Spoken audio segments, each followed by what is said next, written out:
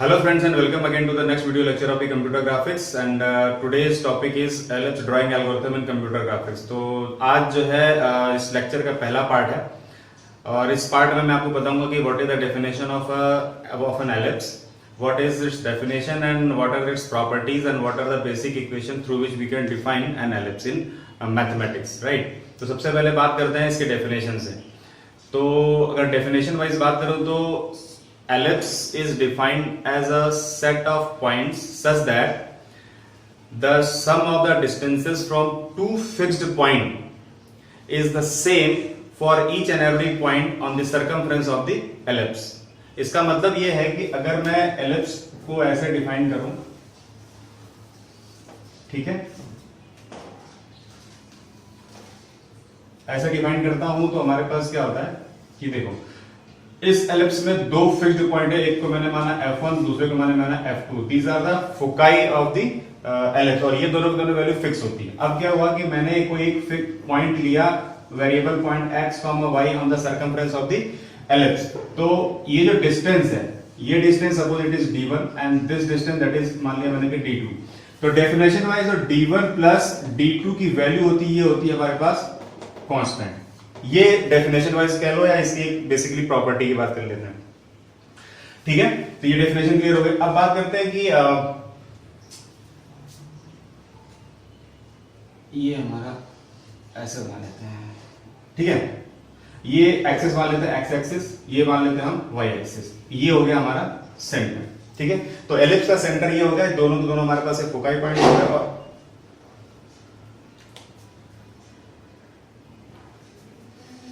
तो these two are the foci point and this is the variable point that is x। So अगर ellipse इस तरीके से है तो इसमें से इस यहां से लेकर यहां तक के पॉइंट को हम बोलते हैं, मान लिया दिस डिस्टेंस इज a, इसको दिखा देते हैं। ये डिस्टेंस हमने मान लिया a और उसके बाद ये जो डिस्टेंस है इसको बढ़ा देते हैं, ये जो डिस्टेंस है इसको मैंने मान लिया b। तो ये जो b डिस्टेंस है, b डिस्टेंस को बोला जाता है सेमी मेजर एक्सिस। b क्या होता है हमारे पास, सेमी माइनर एक्सिस और a को हम बोलते हैं सेमी मेजर एक्सिस, ठीक है। तो सेमी मेजर एक्सिस, इस केस में जो इक्वेशन बन के आता हमारे पास आता है x square upon a square plus y square upon b square is equal to a and a is always greater than b। तो आप ये कह सकते हैं कि when a is greater than b and a is controlled या defined under the horizontal axis then it is called horizontal major axis ellipse, ठीक है। इसका दूसरा फॉर्म भी है, वो इस तरीके से है। यहां पर ये हमारा मेजर एक्सिस हो गया, तो ये हमारा माइनर एक्सिस हो गया, ये है x एक्सिस और ये हमारा y एक्सिस है। इस केस में जो इक्वेशन बनेगा हमारे पास होता है x square upon b square plus y square upon a square is equal to 1 and in this case again a is greater than b। तो यहां पर आप ये कह सकते हो कि when the major axis is controlled या defined under the vertical axis यानी कि y axis then it is called vertical major axis and when the ellipse is या जो मेजर एक्सिस है that is defined under the x axis horizontal axis then it is called a horizontal major axis, ठीक है, okay. तो इस case में हमारे पास equation ये होगी और हॉरिजॉन्टल मेजर एक्सिस में इक्वेशन हमारे पास ये होगी, ठीक है।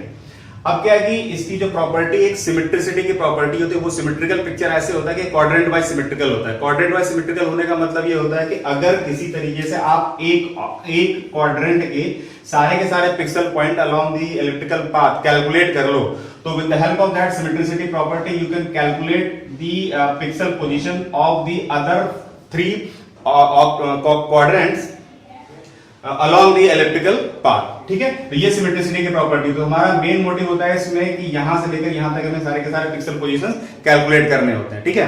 तो ये जो कैलकुलेशन होता है, इस कैलकुलेशन को करने के लिए यानी कि यह कह सकते हो कि जो एलिप्स होता है, एलिप्स को मैथमेटिकली हम डिफाइन कर सकते हैं दो तरीके से, ठीक है। तो दो तरीके से डिफाइन करने का जो मेथड है वो हम ये देख लेते हैं। So we can define the ellipse mathematically. The first में आप डिफाइन कर सकते हो पॉलिनोमियल मेथड से,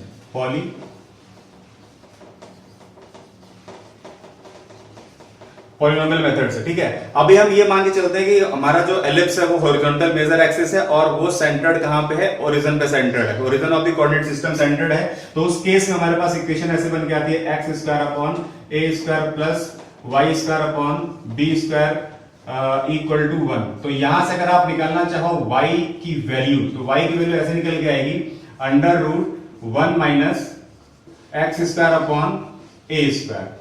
तो हमने ये देखा कि हमारे पास जो इक्वेशन हॉरिजॉन्टल मेजर एक्सिस में ये इक्वेशन है और उस केस में हमारे पास y की वैल्यू ऐसे निकल के आई, ठीक है। तो आप ये कह सकते हो अगर मैं x की वैल्यू डिफरेंट वैल्यूज रखता चला जाऊं और फिर उसके कोरेस्पॉन्डिंग y की वैल्यू कैलकुलेट करता चला जाऊं, तो डिपेंड करता है कि x की वैल्यू कहां से कहां तक रखेंगे। तो आप ऐसे देखो, हमारे पास ये है, तो ये इस पॉइंट पर x की वैल्यू 0 है और y की वैल्यू क्या हमारे पास है, ये b है।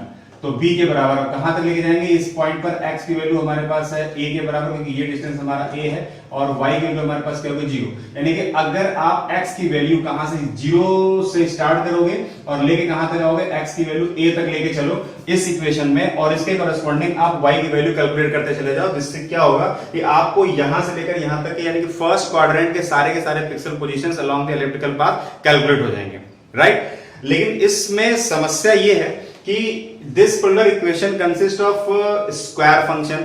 देखो यहाँ पे एक्स स्क्वायर, उसके बाद ए का स्क्वायर, जो सेमी मेजर एक्सिस है उसका स्क्वायर का डिवाइड करेंगे, देन 1 से सब्ट्रैक्ट करेंगे और उसका फिर क्या निकालेंगे, होल स्क्वायर रूट निकालेंगे। तो ये जो कैलकुलेशन है, ये कैलकुलेशन थोड़ी सी कॉम्प्लेक्स हो जाती है और टाइम कंज्यूमिंग प्रोसेस हो जाता है। That's why this polar method यानी कि polynomial method is not an efficient method for drawing an ellipse, right. अब बात करते हैं कि अगर एलिप्स आपका सेंटर्ड हो किसी और लोकेशन पे, ना कि ओरिजिन पे हो, तो अब लेट अस सपोज दैट कि ellipse is not centred at the origin of the coordinate system but it is centred at the point h, k। Suppose it is centred at point h, k, right. तो at that time जो equation बनेगी हमारी क्या होगी, x minus h whole square upon a square plus y minus k whole square upon b square is equal to n। तो इन this case अगर मैं y की वैल्यू फाइंड करना चाहूं तो y इक्वल टू हमारे पास ऐसा कुछ निकल के आएगा under root 1 minus y minus k whole square upon b square और यहां से आएगा मेरे पास h, ठीक है। तो इस केस में भी देखा जाए तो this particular equation also use the square function and square root function. तो automatically with the help of this thing we can also we will feel the some kind of complexity to draw an ellipse. तो इसका मतलब ये भी कह सकते हो कि this equation is not so efficient equation to for drawing an ellipse, ठीक है। तो अब इसके बाद हमारे पास एक मेथड और बचता है, that is the second method and it is the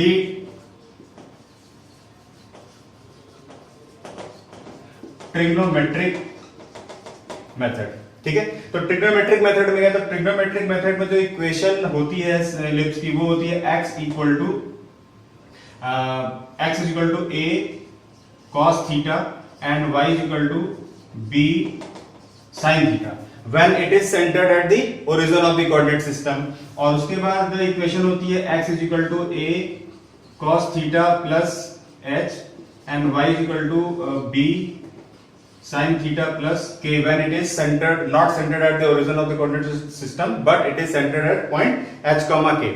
तो इन दोनों ही केसेस में हमारे पास a और b दोनों के दोनों क्या है, ये सेमी मेजर एक्सिस और b हमारा क्या है, सेमी माइनर एक्सिस है। x और y दोनों के दोनों उस सर्कमफ्रेंस पर कोई भी पॉइंट हो गया। अब जो थीटा है, थीटा क्या है, थीटा बेसिकली जो एंगल है, ये डिफरेंट एंगल है दैट वेरीज फ्रॉम इसमें देखोगे तो यहां से 0 यानी कि थीटा की वैल्यू क्या होगी, 0 से लेकर π/2 तक वेरी करेगी। मतलब 0 एंगल से लेकर π/2 का मतलब 90 डिग्री, यानी कि इस ये पूरा एंगल कितने का, 90 डिग्री का है। तो यहां से लेकर यहां तक वो डिफरेंट एंगल्स होंगे। तो वो एंगल्स क्या होंगे, थीटा की वैल्यू वेरी करेगी 0 से लेकर π/2 तक। और different values of theta you can calculate the values of corresponding cos theta and sin theta and उसके बाद क्या हमारे पास निकल के आएगा, x और y की वैल्यू निकल के आएगी। इसका मतलब है कि a और b दोनों कांस्टेंट है, तो x और y दोनों की वैल्यू किस पर डिपेंड करेगी, थीटा पर डिपेंड करेगी। लेकिन अब यहां पर भी समस्या ये है कि जो cos थीटा और sin थीटा ट्रिग्नोमेट्रिक फंक्शंस हैं, इनके थ्रू वैल्यू कैलकुलेट करना अपने आप में एक टाइम कंज्यूमिंग प्रोसेस है। तो ये भी कह सकते हो कि with the help of trigonometric method ellipse को ड्रॉ करना is not an efficient method और सुटेबल मेथड। तो फिर क्या करें? तो इसके बाद एक थर्ड मेथड है, that is a mid point ellipse generating algorithm. तो mid point ellipse generating algorithm is the most efficient method because उस एल्गोरिथम में कहीं पर भी स्क्वायर और स्क्वायर रूट फंक्शन का यूज नहीं किया गया है, ना ही वहां पर कहीं पर भी एक ट्रिग्नोमेट्रिकल फंक्शन का यूज किया गया है। ठीक है, तो उसको हम देखते हैं।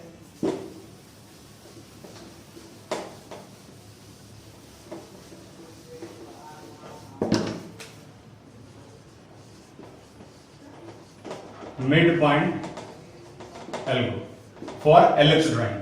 ठीक है, तो मिड पॉइंट एल्गोरिथम क्या करता है कि एक इंक्रीमेंटल मेथड है। जैसा कि हमने सर्किल में ड्रॉ किया था, सर्किल में भी हमारे पास mid point circle generating algorithm में भी हमने क्या था, वो एक इंक्रीमेंटल मेथड होता था, जहां पर हम स्टार्ट करते किसी जनरलाइज्ड पॉइंट से स्टार्ट करते थे, फिर try to find the most nearest pixel positions to the circle path at each and every step.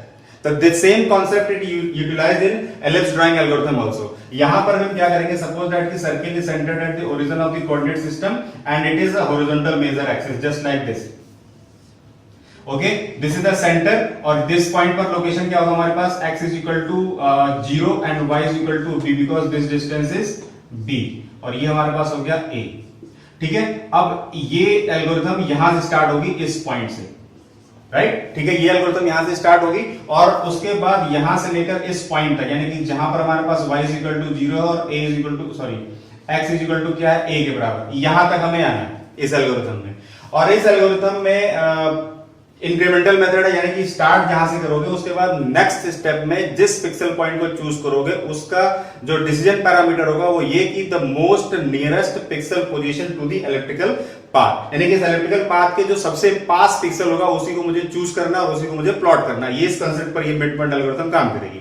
अब क्योंकि जो हमारा ये एलिप्स है वो क्वाड्रेंट वाइज सिमेट्रिकल है, ठीक है, तो इसको हम क्या करते हैं, दो पार्ट में डिवाइड करते हैं, यानी कि इस एल्गोरिथम को हम दो पार्ट में लेके चलेंगे फॉर दी फर्स्ट क्वाड्रेंट। एक रीजन 1 होगा और एक रीजन 2 होगा, बट दोनों रीजन का डिवाइडर पॉइंट क्या होगा, अब इसको ऐसे समझ लो, इस इलेक्ट्रिकल पाथ पर जिस पॉइंट पर एक टेंजेंट यानी कि टेंजेंट की वैल्यू, टेंजेंट यानी कि m की वैल्यू इज इक्वल टू -1 होगी, जिस पॉइंट पर टेंजेंट m की वैल्यू -1 होगी that point is considered as a border point for these two regions, यानी कि इस लोकेशन पर फर्स्ट रीजन का लास्ट पॉइंट होगा और इसी पॉइंट पर सेकंड रीजन का फर्स्ट पॉइंट होगा। या ये भी कह सकते हो कि the last point of the first region is considered as the first point for region 2। ठीक है, अब क्या है कि हमें यहां पर मिड पॉइंट एल्गोरिथम को यहां पर भी अप्लाई करना और यहां पर भी अप्लाई करना, दो केसेस हमारे पास मिड पॉइंट एल्गोरिथम अप्लाई होगी।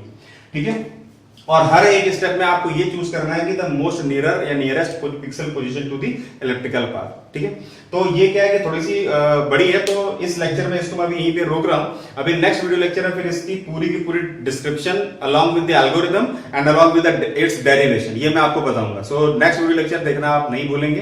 तो मेरे ख्याल से आपको एलिप्स की properties, equations, polynomial equation, trigonometrical equation ये क्लियर हो गया होगा। ठीक है, सो अब नेक्स्ट वीडियो लेक्चर में बात करते हैं इसके डेरिवेशन और इसके स्टेप बाय स्टेप एल्गोरिथम की। ठीक है, टिल देन थैंक यू।